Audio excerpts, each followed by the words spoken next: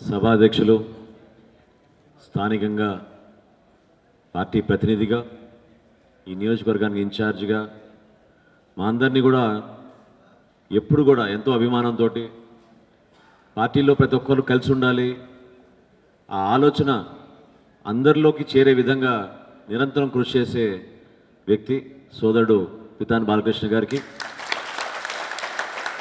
వేదికను అలంకరించిన పెద్దలందరికీ, క్షమించాలి సమయం తక్కువ ఉంది కాబట్టి పేరు పేరున అందరికీ కూడా నేను ప్రత్యేకంగా ఈ సందర్భంగా మీకు నమస్కరించుకుంటున్నాను.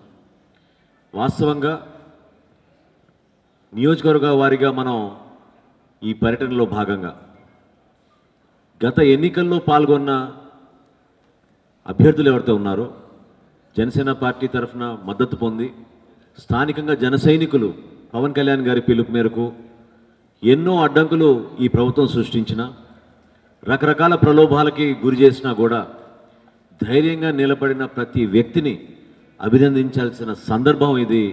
అందుకు ముందుగా ఎవరు గెలిచారు ఎవరు ఓడిపారన్న విషయమే కాకుండా ఎవరైతే పార్టీ పిలుపు మేరకు పవన్ కళ్యాణ్ గారి పిలుపు మేరకు ముందుకొచ్చి వార్డు మెంబర్లుగా, సర్పంచ్లుగా, ఉప సర్పంచ్లుగా ధైర్యంగా నిలబడ్డారో వాళ్ళందరికీ పవన్ కళ్యాణ్ గారి తరఫున, పార్టీ తరఫున పేరు పేరున నమస్కరించుకుంటున్నాను. ఒక రాజకీయ వ్యవస్థలో మార్పు రావాలన్నప్పుడు ఒక వ్యక్తి నాయకత్వం వహిస్తారు. ఆ నాయకత్వాన్ని మనం క్షేత్రస్థాయి తీసుకెళ్ళడానికి మనవంతు మనందరం కూడా కృషి చేయాలి. అందులో భాగంగానే నిన్న మొన్న జరిగిన ఈ ఎన్నికలు, ఎందుకంటే చాలా సంవత్సరాల నుంచి నేను రాజకీయాల్లో ఉన్నాను, ఎన్నో ఎన్నికలు చూశాను, ఎన్నో ప్రభుత్వాలు చూశాను, ఎన్నో ముఖ్యమంత్రులు చూశాను. కానీ ఈ విధంగా దౌర్జన్యంతో, డబ్బు అహంకారంతో, మద్యంతో ఎన్నికలు పూర్తి స్థాయిలో ఒక పార్టీకే విజయం వచ్చిందని ప్రయత్నం ఏవైతే వాళ్ళు చేశారో దానికి అడ్డుపడ్డ వ్యక్తులు గొప్ప జన సైనికులు, వాళ్ళ కుటుంబ సభ్యులు, ఎంతోమంది మహిళలు. నిజంగానే ఆశ్చర్యపోతున్నా. ఇప్పుడు సోదరుడు ఒక మేస్త్రిలాగా ఆ వృత్తిలో ఉండి పార్టీ పైన అభిమానంతో పవన్ కళ్యాణ్ గారి ద్వారానే సమాజంలో మార్పు వస్తుంది. దాని ద్వారా మన అందరం కూడా ఏదో విధంగా మన దేశాన్ని మనం ఇంకా ముందు తీసుకెళ్దామని మంచి ఆలోచన ఎవరైతే వస్తారో నిజంగానే మనం అభినందించాలి. పవన్ కళ్యాణ్ గారు కూడా 2014 నుంచి ఈ రాజకీయ ప్రస్థానం చేస్తుంది కూడా దానికోసమే. రాజకీయాల్లో యువకుల్ని మనం ముందు తీసుకొద్దాం, ఆ యువతకి మనం అవకాశం కల్పిద్దాం. గతంలో మీరు చూశారు, కొంతమందికి అనుభవం కూడా పితాని బాలకృష్ణ గారికి ప్రత్యేకంగా అనుభవం. ఒక 15 కోట్ల రూపాయలు డిపాజిట్ చేస్తేనే మీకు సీట్ ఇస్తాం, లేకపోతే మీకు పోటీ చేసే అర్హత లేదని రాజకీయ పార్టీలు వేల కోట్లు సంపాదించిన వ్యక్తులు కూడా ఆ విధంగా మాట్లాడి మరి ఈ రాజకీయ వ్యవస్థని శాసించారు. దాన్ని ఎదుర్కోవడానికి ఖచ్చితంగా మనం యువతకి మనం అవకాశం ఇద్దాం. అన్ని ప్రాంతాల నుంచి, చిన్న చిన్న కుటుంబాల నుంచి వచ్చిన వ్యక్తులు కాకపోతే ఖచ్చితంగా ఒక రాజకీయ ప్రస్థానం కోసం 15-20 సంవత్సరాలైనా సరే నాయకత్వాన్ని పెంచుకుంటూ పోదాం అనే ఆలోచనతో దాదాపు 30 మందికి మనం మన జనసేన పార్టీలో గత ఎన్నికల్లో పోటీ చేయడానికి మనం ఇటువంటి అవకాశం ఇచ్చాం. అందులో భాగంగానే మనం ఈ రోజున ఇటువంటి యువతకి ఇటువంటి అవకాశం దొరుకుతోంది. నిజంగా ఈ ప్రభుత్వం ఏర్పడిన తర్వాత ఎన్నికల ముందు మీరు కూడా చూసుంటారు, మీ ప్రాంతంలో పాదయాత్ర చేస్తూ ఏ విధంగా హామీలు ఇచ్చుకుంటూ పోయాడో, ప్రతి ఒక్కరిని ముద్దు పెట్టుకుంటూ, ప్రతి ఒక్కరిని దగ్గర తీసుకుంటూ, రాజకీయ కోణం నుంచి ఆలోచించి ఒక విధమైన ఆలోచన మార్పు తీసుకొచ్చాడు. దేనికోసం అంటే ప్రజలు కూడా అప్పటికే విసిగెత్తిపోయారు. గత తెలుగుదేశం పార్టీలో ఉన్న స్థానిక శాసనసభ్యులు, మంత్రులు, వాళ్ళ అహంకారం కూడా దీనికేమీ తీసిపారేసింది లేదు. కానీ వీళ్ళు చేసిన ప్రయత్నం ఏంటంటే ఓటు బ్యాంక్ రూపంలో గ్రామ స్థాయిలో మార్పు తీసుకురావడానికి ప్రత్యేకంగా జనసేన పార్టీ పైన కూడా వీళ్ళు దుష్ప్రచారం చేసి మన పైన కూడా, మన నాయకుడి పైన అనేక అపోహలు సృష్టించగలిగారు. వాస్తవంగా బలహీన వర్గాలకు సంబంధించిన విషయంలో ఎప్పుడైతే జగన్మోహన్ రెడ్డి గారు మరి బీసీ సబ్ ప్లాన్ గురించి చెప్పారు, వేల కోట్ల రూపాయలు వెచ్చించి అందరికీ అందుబాటులో ఉంటుందని చెప్పారు. ఆ రోజు జరిగిన మాటలు, అప్పుడున్న ఉపన్యాసాలు, ఎందుకంటే మీలో కూడా కొంతమంది ఏలూరులో ఉన్న సభని మీరు గుర్తు తెచ్చుకుని ఉంటారు. 13,000 కోట్ల రూపాయల రాష్ట్రానికి బీసీ బడ్జెట్ అయితే 20,000 కోట్ల రూపాయలతోటి నేను బీసీ సబ్ ప్లాన్ ఏర్పాటు చేస్తానని ఆ రోజు హామీ ఇచ్చారు. చివరికి చేసింది ఏంటి? ఈ రోజున ఏ కుటుంబాన్ని ఆదుకున్నారు? 56 కార్పొరేషన్లు ఏర్పాటు చేశాడు. ఐక్యతగా కష్టపడి నిజాయితీగా పోరాడే బలహీన వర్గాలందరినీ కూడా విభజించి పాలిస్తున్నాడు బ్రిటిష్ వాళ్ళు చేసినట్టుగా. కానీ మన రాష్ట్రంలో మాత్రం అందరికీ ఉపయోగపడే విధంగా ఆయన పరిపాలించడం లేదు. వాటి కోసం ఎవరైతే చైర్మన్లు చేశారో, ఎవరైతే డైరెక్టర్లు చేశారో వాళ్ళకి గౌరవ వేతనం ఇవ్వడానికి కోసం కష్టపడి తరతరాల నుంచి ఏర్పాటైన బోర్డులు, కార్పొరేషన్లు అక్కడి నుంచి నిధులు మళ్లించి వీళ్ళకి డబ్బులు అందిస్తున్నారు. ఈరోజు అమ్మ ఒడి కార్యక్రమం లేదా వీళ్ళు ఈరోజు చేసే రేషన్ పంపిణీ, నిజంగానే రేషన్ పంపిణీ అంటాం లేదో మనకే ఆశయం కలిగిస్తుంది. వీటి నిధులన్నీ కూడా బీసీ కార్పొరేషన్ నుంచి, ఇతర కార్పొరేషన్ల నుంచి లాగేసుకున్నారు. భారతదేశంలో చరిత్ర సృష్టించాం ఆ రోజున. నేను శాసనసభ సభాపతిగా ఉన్నాక ఎంతో గర్వపడుతున్నాను. ఎస్సీ ఎస్టీ సబ్ ప్లాన్ తీసుకొచ్చాం ఆ రోజు మొట్టమొదటి మన ఆంధ్రప్రదేశ్లో. ఆ రోజున కనివిరిగిన రీతిలో 16 లైన్ డిపార్ట్మెంట్ నుంచి కూడా 18% నిధులు ఖచ్చితంగా ప్రతి సంవత్సరం ముందుగానే ఎస్సీ ప్రాంతాల్లో ఖర్చు చేయాలి, దానికి ప్రణాళిక సిద్ధం చేయమని మరి ఆ రోజు ప్రభుత్వంలో మనం నిర్ణయం తీసుకున్నాం. అటువంటి ఆలోచన ఉండేది. మరి ఈరోజు ఏమైపోయింది చెప్పండి? నిజంగానే ఆయనకి చిత్తశుద్ధి ఉంటే ఏ విధంగా మరి ఈ రేషన్ పంపిణీ చేస్తున్నారు? ఎందుకు మహిళలు ఈ రోజున ఎండలో నిలబడి, క్యూలో నిలబడి మరి సరుకు తీసుకెళ్తున్నారు? ఎవరు ప్రశ్నించడం లేదు కాబట్టి అధికార బలంతో 151 ఎమ్మెల్యేలు ఉన్నారు, మమ్మల్ని ఎవరు ప్రశ్నించలేరని ఆలోచించడం వాళ్ళు వెళ్తున్నారు తప్ప సామాన్యులు కోరింది కాదు. ఉదాహరణకు చెప్తా మీకు, పవన్ కళ్యాణ్ గారు నేను ఒక రెల్లి కులస్తుడిని అని ఆ రోజు కాకినాడలో ధైర్యంగా ప్రజల ముందు నిలబడి ఆ సమస్య పరిష్కారం కోసం నేనుంటా మీ వెంట ఉన్నారు. కాకినాడలో జరిగిన సభలో అక్కడ ఒక రెల్లి మహిళ పాపం ఎంతో ఆవేదనతోటి హాస్పిటల్లో శానిటేషన్ చేస్తుంటే ఏ విధంగా మేము ఆ సరుకు తీసుకెళ్తున్నప్పుడు మాకు సిరింజులు, నీడిళ్ళు, మందులు ఎట్లా గుచ్చుకుని మా ఆరోగ్యాలు చెడిపోతున్నాయని వివరించినప్పుడు నేను వస్తాను మీ ప్రాంతానికి, ఎందుకు ప్రభుత్వం మీకు స్పందించదో నేను కూడా చూస్తా అని మరుసటి రోజే వెళ్ళారు. ఈరోజు ఉదయం మేమందరం కూడా ఈ పర్యటనకి ఆలస్యం ఎందుకైందంటే ముందుగా రెల్లి కాలనీకి వెళ్ళి వాళ్ళకి ఆ రోజు నుంచి ఈ రోజు వరకు పోల్చుకుంటే దాదాపు 2.5 సంవత్సరాలు అయిపోయింది. ఏమైనా వాళ్ళ జీవితాల్లో మెరుగైన అవకాశాలు వచ్చినాయా? ప్రభుత్వం నుంచి ఎటువంటి స్పందన ఉంది? ఏ విధంగా కార్యక్రమాలు వాళ్ళకి అందుతున్నాయని దానిపైన సమీక్షించడానికి కోసం వాళ్ళతో మాట్లాడడానికి కోసం వెళ్ళాం. వెళ్ళగానే ముందే ఎవరినో తయారు చేశారు, ఎవరో ఒకళ్ళు వచ్చి మా పట్టాలు ఇచ్చేసారని నేను పట్టా చూపించారు. చాలా సంతోషం అని ఆనందించాం. దాని తర్వాత ఒక 5-10 నిమిషాలు కూర్చున్న తర్వాత పాపం పేదవాళ్ళు చాలా బాధతోటి వాళ్ళు మరి ప్రభుత్వం నుంచి వాళ్ళకి రావాల్సిన ఈ సంక్షేమ కార్యక్రమాలు ఎందుకు అందడం లేదని ప్రశ్నించడానికి భయపడుతూ ముందుకు వచ్చి చెప్పడం మొదలుపెట్టారు. ఒకరికి కనీసం అమ్మ ఒడి రాలేదు, ఒకరికి ఇళ్ళ పట్టా రాలేదు. ఎందుకు ఇళ్ళ పట్టా రాలేదంటున్నాను? పక్క వాళ్ళకి మరి ఇప్పుడే చూపించారు కదా నాకు ఇళ్ళ పట్టా అంటే, ఇదే వార్డు వాలంటీర్లు, ఇదే అక్కడ ఉన్న అధికారులు అది ఒరిజినల్ కాదు, అది నకిలీ సర్టిఫికెట్, ఒరిజినల్ సర్టిఫికెట్ ఇంకా మా దగ్గర ఉన్నాయి, మేము ఎవరికి ఇవ్వలేదని మాట చెప్పారు. అదేవిధంగా రేషన్ విషయంలో, పెన్షన్ విషయంలో ఇటువంటి ఇబ్బంది పడి ప్రతిరోజు ప్రభుత్వంతో సంబంధం లేకుండా రోజువారీ కూలి చేసుకుని బతికే వ్యక్తులు ఈ రోజుకి కూడా నలిగిపోతున్నారు.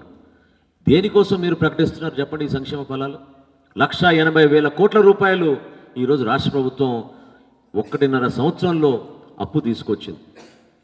మనకి ఎవరికైనా ఉపయోగపడిందా? రోడ్ల పరిస్థితి చూశారు మీరు. కనీసం ఇవాళ వచ్చిన రోడ్డు పర్లేదు. నిన్న నేను మండపేట నుంచి నేను కొత్తపేటకి వెళ్తుంటే 40 నిమిషాలు పట్టాల్సిన ప్రయాణం 3 గంటలు పట్టింది.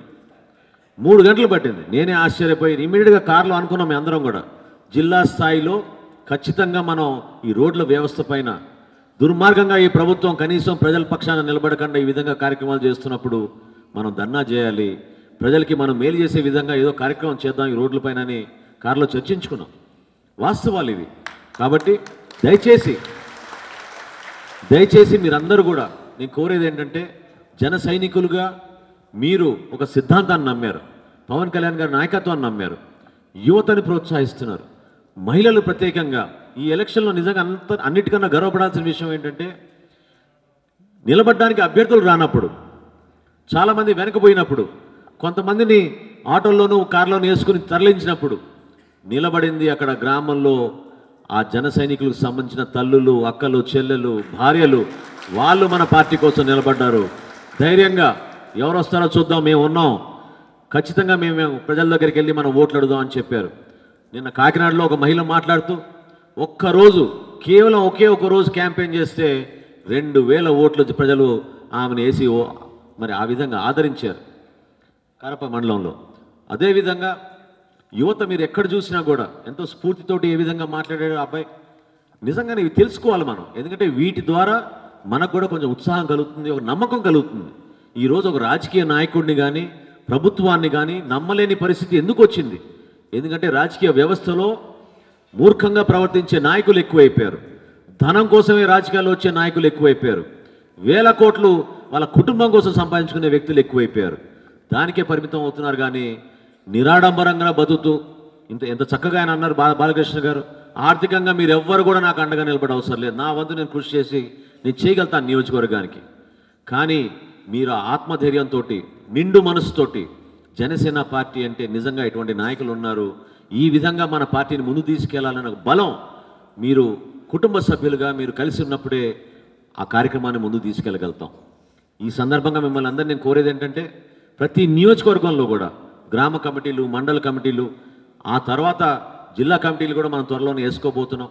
ఈ మెంబర్షిప్ కార్యక్రమం పూర్తవగానే ఏప్రిల్ మాసానికల్లా గ్రామ స్థాయి వరకు కమిటీలు ఏమని పవన్ కళ్యాణ్ గారు ఆల్రెడీ ఇన్స్ట్రక్షన్స్ ఇచ్చారు. దాని మేరకు పార్టీ చాలా పటిష్టంగా మనం బలంగా ముందు తీసుకెళ్తున్నాం. గణనీయంగా మన ఆదరణ పెరిగింది ప్రజల్లో. గత సంవత్సరానికి ఈ సంవత్సరానికి ఉన్న తేడా ఏంటంటే గత సంవత్సరం ఎన్నికల్లో భయపెట్టి తల్లిదండ్రుల దగ్గరికి వెళ్ళి మీ అబ్బాయిని క్యాండిడేట్గా పెట్టబాకండి అని చెప్తే కుటుంబంలో ఒత్తిడి తీసుకొచ్చి పాపం అబ్బాయిని పంపించేశారు. ఈ ఎన్నికల్లో మాత్రం ఎవరు వచ్చినా సరే, ఎంతటి వారు వచ్చి భయపెట్టినా సరే, ఎంపీ వచ్చినా సరే, మంత్రి వచ్చినా సరే, ఎమ్మెల్యే వచ్చినా సరే ధైర్యంగా నిలబడి జనసేన పార్టీని మనం నిలబెట్టుకుందాం, మన ద్వారానే ఒక మార్పు వస్తున్న నమ్మకంతో చాలామంది చాలా గొప్పగా పనిచేశారు. కృష్ణా జిల్లాలో మీరందరూ చూసుంటారు, ఎందుకంటే ఆ వీడియో వైరల్ అయింది. ఒక శాసనసభ్యుడు గ్రామ వాలంటీర్లు పిలిపించుకుని ఈ గ్రామంలో ఎవరైనా సరే నేను చెప్పిన వ్యక్తికి ఓటు అయిపోతే రేషన్ కట్ చేసేయండి, ఆధార్ కార్డు కట్ చేసేయండి, చివరికి వాళ్ళ పెన్షన్ కూడా ఇవ్వబాకండి, ఇళ్ల పట్టా క్యాన్సిల్ చేయమని చెప్పి హుకుం జారీ చేశాడు. ఆ గ్రామంలో ఏమైందో తెలుసా మీకు? చివరికి 10కి 10 వార్డులు జనసేన పార్టీ గెలిచింది, సర్పంచ్ జనసేన పార్టీ గెలిచింది. ఆ విధంగా మన నాయకులు, మన జన సైనికులు, మన మహిళలు ఎంతో ధైర్యంగా నిలబడుతున్నారు. ఈరోజు ప్రజాస్వామ్యాన్ని పరిరక్షించుకోవడానికి కోసం మూర్ఖంగా ఒక ముఖ్యమంత్రి ఆయన ప్రవర్తన చూసి స్థానికంగా శాసనసభ్యులు వాళ్ళని చూసి అధికార యంత్రాంగం చాలా బాధ కలిగిస్తోంది. వాళ్ళు కూడా పూర్తిగా మరి ప్రజలకి వ్యతిరేకంగా పరిపాలన జరుగుతున్నప్పుడు మనం అందరం కూడా సమయమవుతాం అవ్వాలి, ఖచ్చితంగా మంచి కోరాలి. ఈరోజు మేము కూడా ఎలక్షన్ అయిన నెల రోజులకే పవన్ కళ్యాణ్ గారు ఆ రోజు ఒక మాట ఇచ్చారు. ఇంత భారీ మెజారిటీ మరి ప్రజలు ఇచ్చారు జగన్మోహన్ రెడ్డి గారికి. మనం జనసేన పార్టీగా ఒక సంవత్సరం వరకు ఎక్కడ కూడా ప్రభుత్వాన్ని మనం విమర్శించొద్దు, ఏమైనా సలహాలు ఇవ్వగలిగితే మనం సలహాలు ఇద్దాం, చూద్దాం ఏ విధంగా పరిపాలన చేస్తారని అనుకున్నాం. కానీ 4 నెలలకే కావాలని వీళ్ళు డబ్బు సంపాదించుకోవడానికి కోసం ఇసుక కొరత తీసుకొచ్చారు, ఎంతోమందిని రోడ్డు పైన పడేశారు. భవన నిర్మాణ కార్మికులు, వాళ్ళ కుటుంబాలు తినడానికి అన్నం లేని పరిస్థితుల్లో వాళ్ళు ఉన్నప్పుడు అప్పుడే మనం రోడ్డుపైకి వచ్చి అందరం కలిసికట్టుగా పోరాడదామని మరి భవన నిర్మాణ కార్మికుల కోసం ఒక ప్రయత్నం చేశాం. ఈ రోజుకి కూడా ఇసుక కొరత కంటిన్యూ అవుతుంది. ఈ రోజుకి కూడా వీళ్ళు కేవలం ఇళ్ల పట్టాలు ఇస్తామని ఎంత దందా చేశారండి. మరి మీ కాన్స్టిట్యున్సీలో ఎన్ని ఎకరాలు సంపాదించుకున్నారో, ఎన్ని ఎకరాలు పంచుకున్నారో, ఏ విధంగా కొండల్ని ఇసుక ఎక్కడంటే అక్కడ తవ్వేసుకుని వీళ్ళు సంపాదించుకున్నారో మీ అందరికీ తెలుసు. అసలు పుంకాలుగా పాపం పత్రికలు కూడా రాస్తున్నారు, కానీ ప్రభుత్వం నుంచి మాత్రం స్పందన లేదు. పార్టీ నుంచి మనందరం కూడా కలిసికట్టుగా నిజాయితీగా మనం పోరాడదాం. ఎందుకంటే మనకి ప్రజల్లో మనకి ఆదరణ రావాలంటే మన అనే మాటకి మనకి నిజాయితీ ఉండాలి, కష్టపడాలి, అటువంటి మనస్తత్వం మనలో ఉండాలి, అటువంటి నాయకత్వం మనకి పవన్ కళ్యాణ్ గారిలో ఉంది. కాబట్టి ధైర్యంగా మనం ప్రజల్లోకి వెళ్ళగలుగుతాం, పార్టీని ఇంకా మనం బలోపేతం చేసుకోగలుగుతామని మనం చేసుకుంటున్నాను. ఇప్పటికే బాగా సమయం దాటిపోయింది. అమలాపురంలో మేము ఎప్పుడో 11ంటికే చేరాల్సింది, కానీ ఉదయం కాకినాడలో ఈ కార్యక్రమం జరిగింది కాబట్టి కొంచెం లేట్ అయిపోయింది. కాబట్టి మీరందరూ కూడా దాదాపు 2-3 గంటలు మీరు వెయిట్ చేశారు. ముందుగా నేను క్షమించమని కోరుతున్నాను. పార్టీలో కార్యక్రమాలు రాష్ట్ర వ్యాప్తంగా చాలా చక్కగా తీసుకెళ్తున్నాం. తూర్పుగోదావరి జిల్లాలో అందులో చాలా అద్భుతంగా ఉంది. కోనసీమ అంటేనే జనసేన గడ్డ.